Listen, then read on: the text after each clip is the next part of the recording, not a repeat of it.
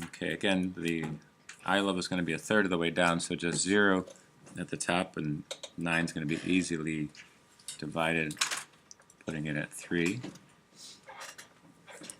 and just extending that down again. So 0 is at the top, 3 at the bottom. And I'm just going to use a pencil for the horizon line.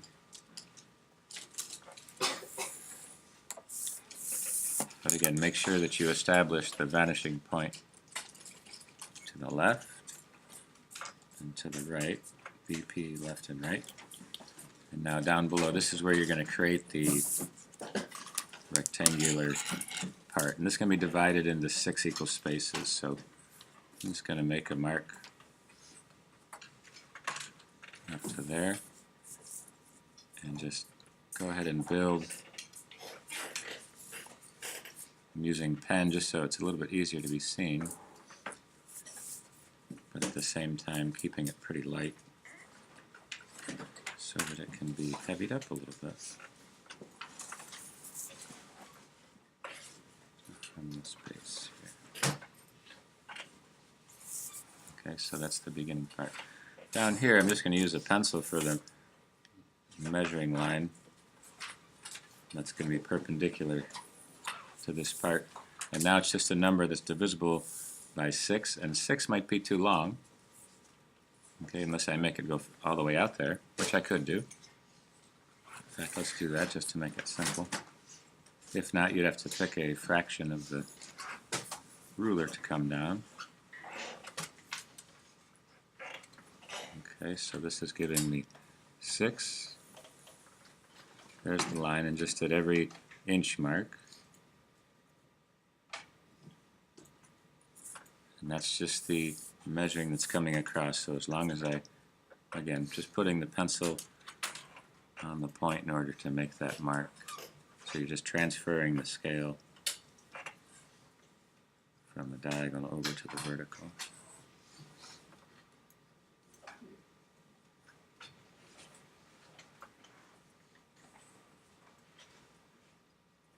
Okay, so once I have that, everything's pretty much finished. Just have to start to connect these, but I have to make the width and the depth of how big the shape's going to be. So I'm going to try to estimate the visual for the square shape,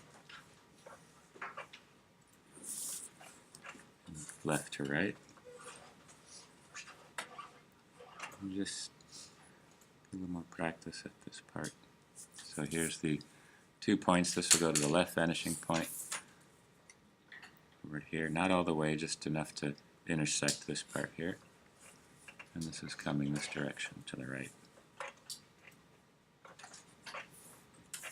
Okay, so again, trying to make it so that the lines that are closest to me are going to be the heaviest in pen, and as they go from this distance to the vanishing point, let them get a little bit lighter, start out heavy, and I'll do it so I can kind of push it down a little bit and just lift up on the pen. Let it go back and try to see if you can illustrate it. And you can go back and heavy up the front one. So you can kind of do it all in one segment there. So some of this should look familiar. Just kind of bringing this back. Okay. And now I'm just going to heavy this up.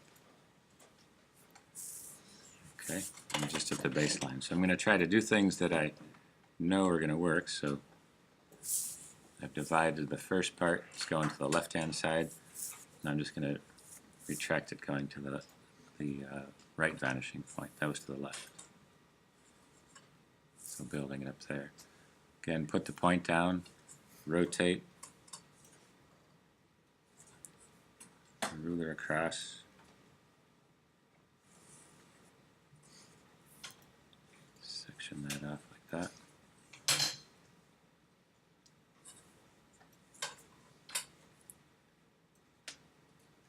And again, you can heavy up the lines right as you work.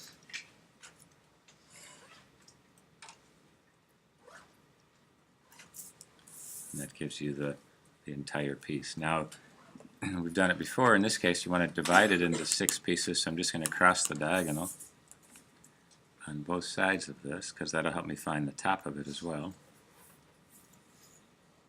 So there's the diagonal. And just doing this in pencil, because really all I need is the intersection. So I'll do it both ways. And again, this is going to be going up to the top, so as long as it's vertical on the base. This one's going to be light because it's in the distance, but make sure it touches the top there. Here's the next one. And these are all in succession, going large to small in perspective. As long as your base is nice and accurate. And it's intersecting where the diagonal line crossed over. And again, as it gets closer to the foreground, you want to heavy up the line. So I'm going once, just kind of tilting the pen a little bit to go back a little thicker. When I get to the foreground one, I can do that a few times because that's the closest. So not only do they get smaller squares as they go in the distance, but the thickness of the line gets a little lighter as it goes back.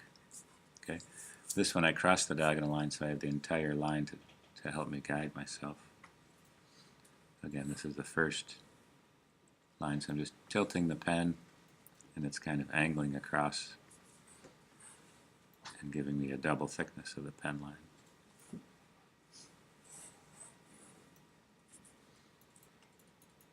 Line this up here.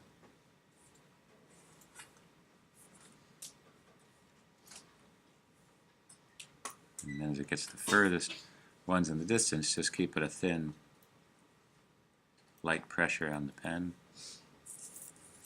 And so now you have this grid, and this is something that you can actually create in Photoshop as well, so we'll be trying that coming along. And now just connect these lines again as it goes from dark to light.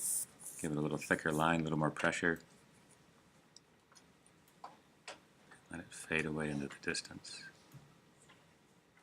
So it's trying to give you a little bit of the element of the design with the lightness of the line. So it gets way back in there, it's kind of the fainting away there.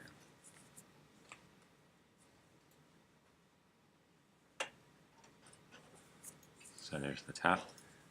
Same idea, crossing it. I'll do the front one first so you can see it in the foreground. Going to the right, kind of heavy it in the beginning and let it fade in the distance. And I'm kind of drawing so I don't put the straight edge over the drawing.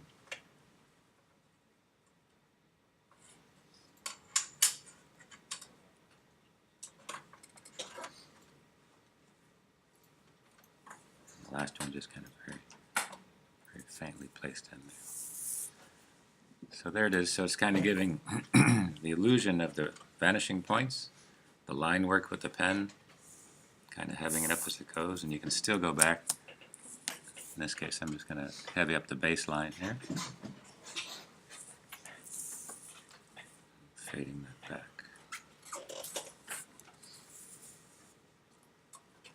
Now the horizon line I just put in as a pencil line, so I'm just going to touch that up with the pen. Give it a little thick and thin line so as it goes in the distance. Helps with the illusion of that space.